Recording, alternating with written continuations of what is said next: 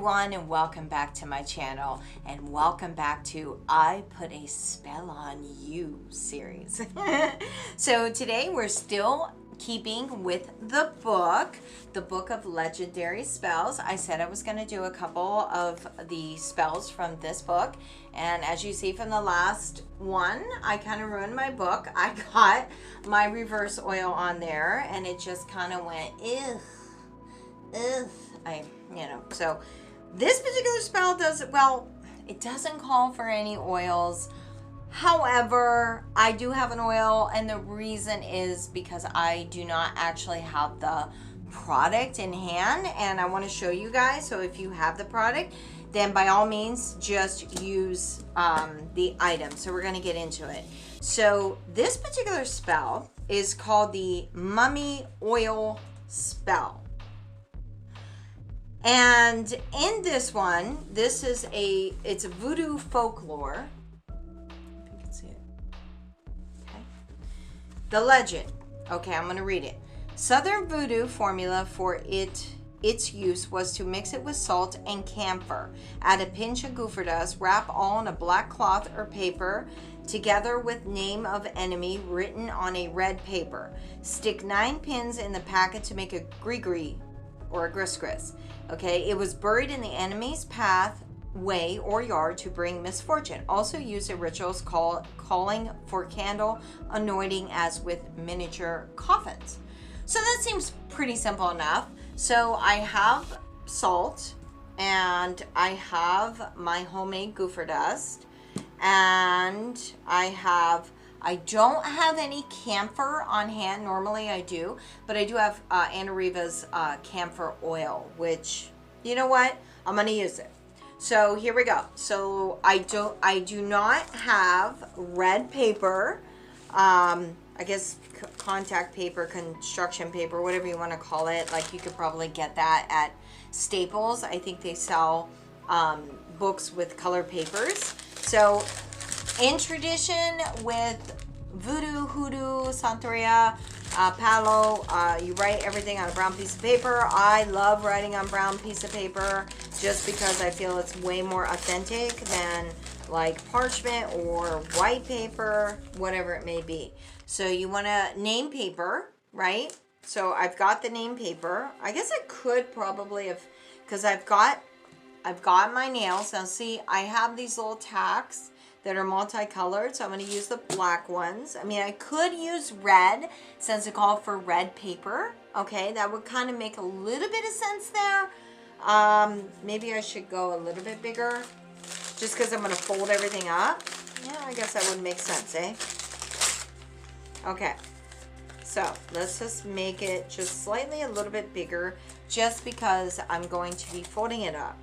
Okay, so now I have quite a large size piece of paper for which I'm going to write the name of my enemy or the person that I hate and their birthday.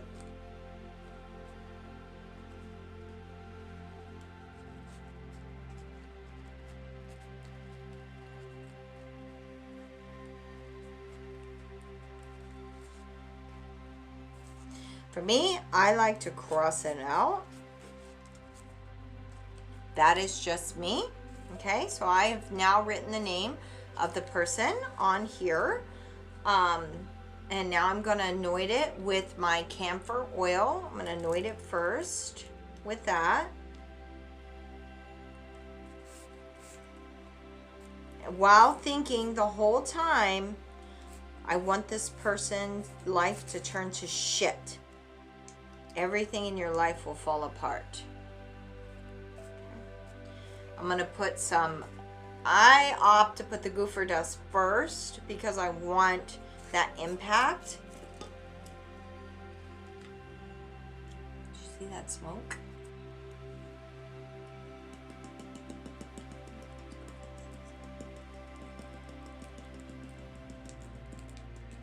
Just going to use a little bit. You don't need a lot.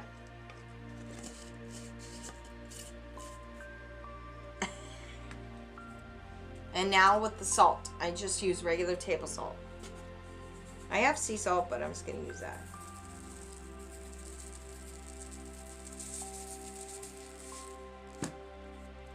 Hence, it's going to be covering it. Do you see that?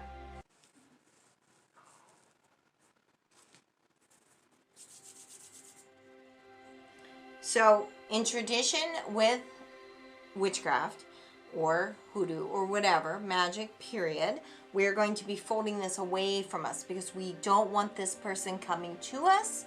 We want everything to go away from them.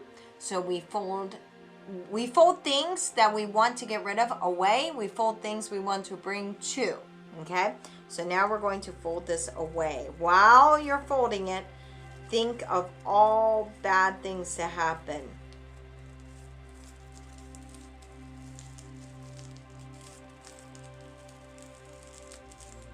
And then I'm going to turn it counterclockwise and folding away still.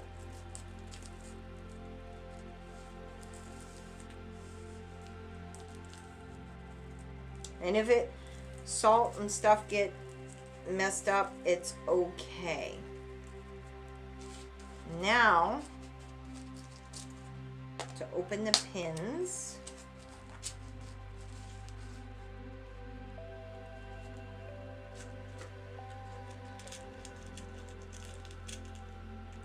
nine pins we need. And as each pin goes in, curse them. This pin of 1, the spell has begun.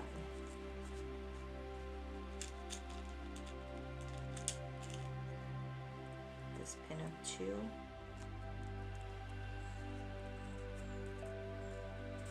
2. Don't cut yourself.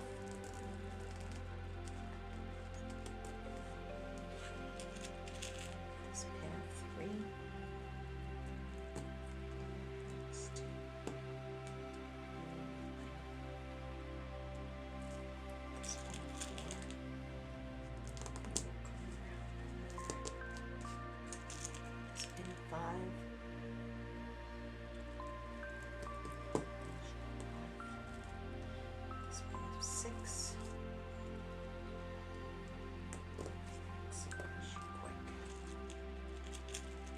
I'm going to turn it over to do the other side with this pin of 7.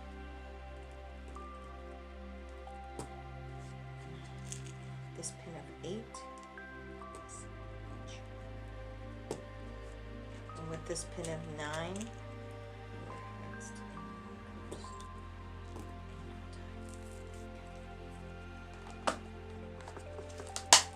Now I used all black pins for this. And then what I'm going to do is I'm just going to, again, fold this up.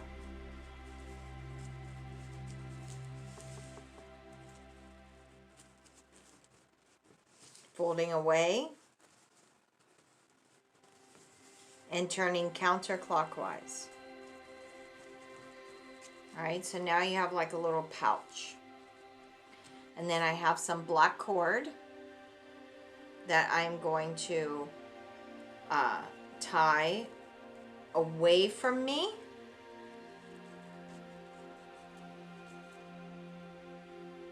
Kind of poked myself. There's a little needle. You have to be careful.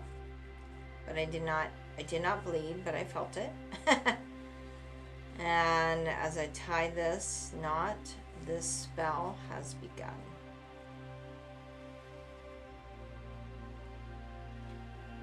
As I tie this knot, I seal your fate. As I tie this knot, your fate is now sealed. Okay.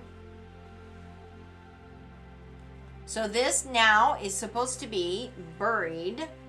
This is to be buried on their property. Okay.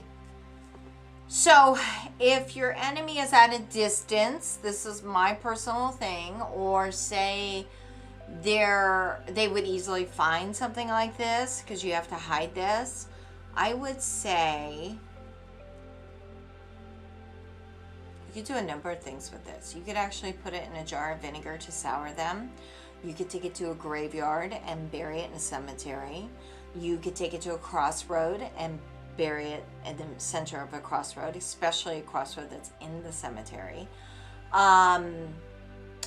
You could do a number of things, but if you can put it on their property, this is more ideal. So This is already ready to go, and all I have to do is finish the spell. Is this person close to me? I'm not going to say. This could be somebody far away, but they will feel it. It doesn't matter how far or close magic is. There is no distance for which vengeance cannot seek. Remember that, guys. Alrighty. Until the next time, I hope you enjoyed this beautiful video, yet again, from the Book of Legendary Spells. This is called the Mummy Curse because you're wrapping it up like a mummy, right? You're mummifying the person and you're essentially trapping them in their own shit, like making their lives miserable. Alrighty, until the next time, check out this book if you wish. And I will be doing probably one more spell from this series. And yeah, I hope you enjoy it. Until the next time, guys,